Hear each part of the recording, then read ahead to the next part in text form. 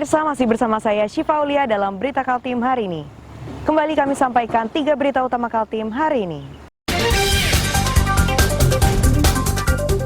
Seorang buron yang menghabisi wanita di Mamuju, Sulawesi Barat ditangkap polisi kawasan Pelabuhan Semayang, Balikpapan.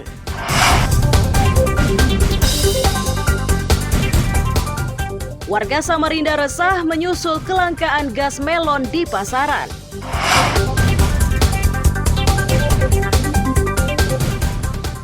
Pengusaha asal Prancis tertarik berinvestasi usai melihat pembangunan ibu kota negara Nusantara di Sepaku Penajam, Pasir Utara.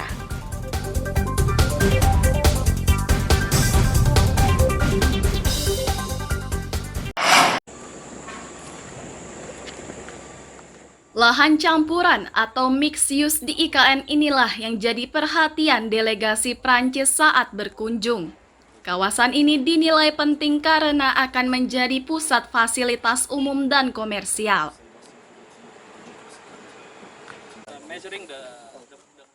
Presiden Direktur Sinarmas LDA Maritim atau Matthew Lavione menyatakan lahan ini sangat menarik dan mereka akan melaporkan kondisi tersebut ke perusahaannya.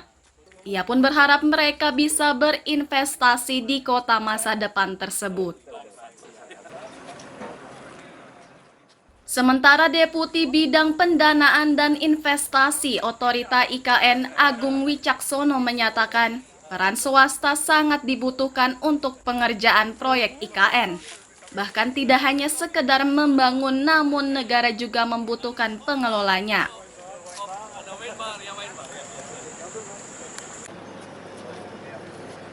Sebenarnya yang lain itu banyak yang sementara ini pemerintah sudah mulai lakukan. Ini kayak air ya, ini udah ada nih. Tapi nanti kita juga butuh peran swastanya untuk bukan hanya pembangunannya tapi pengelolaannya, ya pengelolaan air. Jadi ada 6 sektor yang prioritas: hunian, ya, kemudian energi, telekomunikasi, transportasi, air, dan pengolahan sampah.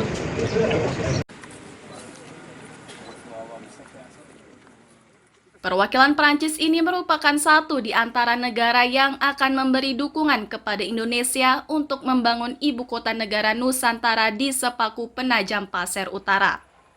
Otorita IKN yakin jumlah investor akan terus bertambah seiring pengerjaan sejumlah proyek. Amir Hamzah dan Riani Mantini melaporkan dari Penajam, Pasir Utara.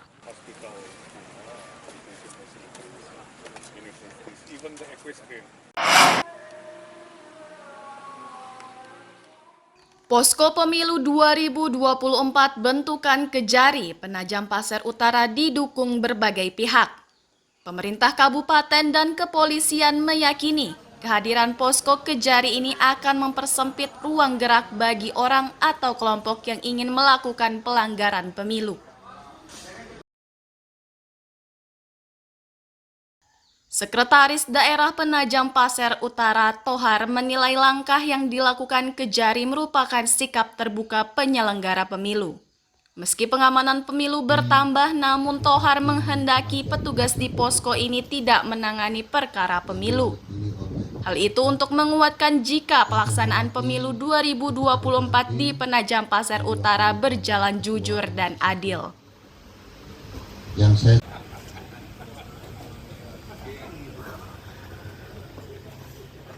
Harapan kami adalah ini semata-mata aware kita, daya dukung kita unsur pemerintah terhadap penyelenggara pemilu. Tetapi harapan kita jangan sampai digunakan real nyata. Andaikan kita semua sebagai bagian yang tidak terpisahkan untuk mewujudkan pemilu, kita bisa bermain sesuai dengan tracknya masing-masing. Kontestasi yang ikut di pemilu 2024 menjalankan tugasnya sebagai kontestan yang baik. Kemudian peserta pemilu yang lain atau keterkaitan dengan pemilu yang lain, katakan pemilih juga pemilih yang baik. Ini kita maknai sangat strategis dan fundamental. Kenapa? Karena kejaksaan sudah melakukan perubahan paradigma dalam menjalankan tugas pengabdiannya kepada masyarakat, bangsa, dan negara. Kenapa saya bilang ini sangat fundamentalis sekali momentum ini, karena kita melihat kejaksaan sudah bergerak progresif, kejaksaan sudah bergerak lebih maju. Dia sudah melakukan jemput bola, melakukan mitigasi potensi-potensi masalah itu di depan. Kejari mendirikan posko pemilu 2024 ini untuk melaksanakan program Kejaksaan Agung. Tujuannya agar pemilu kali ini berlangsung bahagia dan tanpa sengketa. Amir Hamzah dan tim liputan melaporkan dari Penajam Pasir Utara.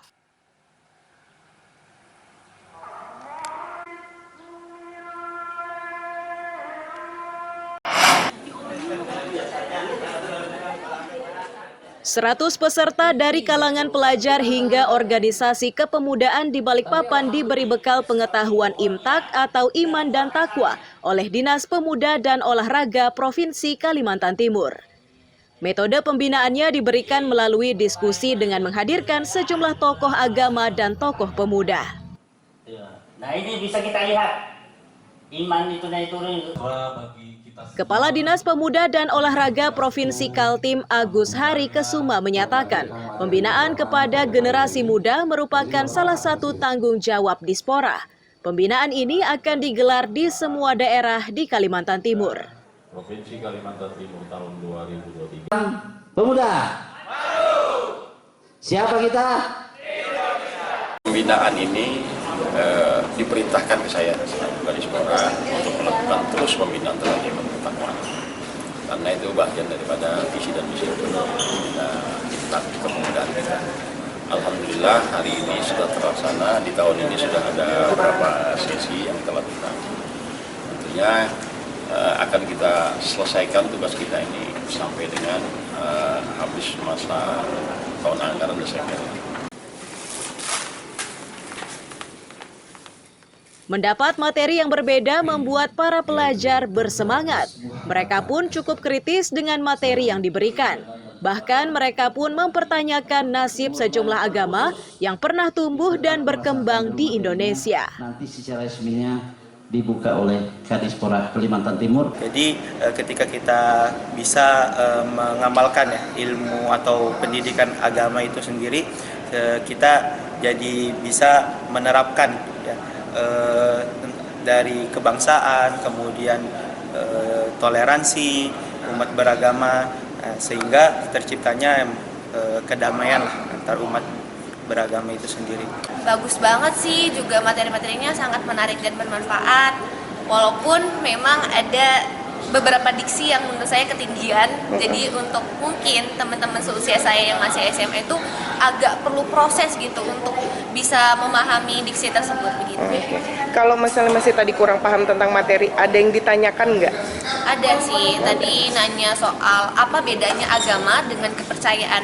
Mengapa yang awalnya Indonesia memiliki 160 agama di masa dulu termasuk Kapitayan itu bisa dijadikan hanya 6 kepercayaan yang diakui di Indonesia. Dan moderator serta MC untuk mengarahkan kegiatan selanjutnya. Sekian. Melihat antusiasme pemuda dan pelajar, Dispora berencana menggelar kegiatan tersebut untuk semua etnis dan agama di Kalimantan Timur. Wah itu kan dalam bahasa Arab dan la tidak. Amir Hamzah dan Riani Mantini melaporkan dari Balikpapan. Nah, jangan kamu melakukan zina di hari Rabu. Astagfirullah. Berbagai produk kemasan masyarakat di Kabupaten Berau kini bisa dibeli di rumah kemas yang terletak di Jalan Pemuda, Tanjung Redep. Tidak hanya kemasan, di rumah ini pun disiapkan berbagai kerajinan tangan, berupa tas dan dompet dari rotan, pakaian tradisional, dan lain-lain. Bupati Berau Sri Juniarsih menyatakan rumah kemas ini merupakan langkah awal untuk memperkenalkan produk olahan dan kerajinan masyarakat. Rumah ini digagas untuk mempermudah wisatawan mendapatkan produk asli masyarakat Kabupaten Berau.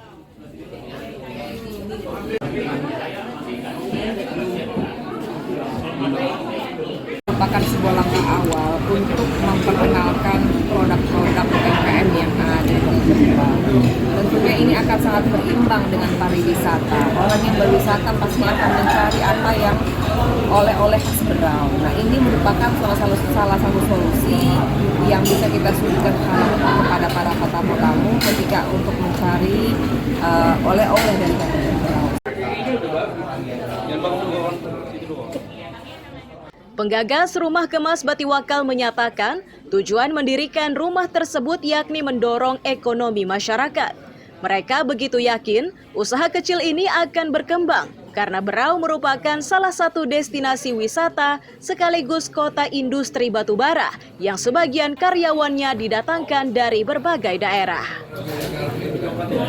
Nah, kami masuk untuk membantu itu. Jadi kalau kita lihat masyarakat Berau ini kan dia banyak, kami juga karyawannya banyak. Kemudian Berau ini juga menjadi destinasi wisata. Nah, saya kira Rumah Kemas ini coba masuk untuk tadi UMKM, kemudian bagaimana customer ini, pengunjung sendiri bisa tertarik untuk membeli. Nah, tentunya kalau pembeli itu kan mencari barang yang bagus, kemasan yang bagus, kemudian kalau dipesan juga barangnya ada gitu.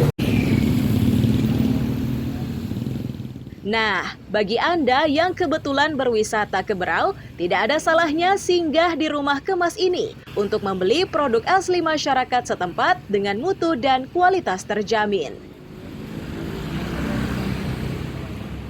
Amir Hamzah dan Miko Gusti melaporkan dari Kabupaten Berau.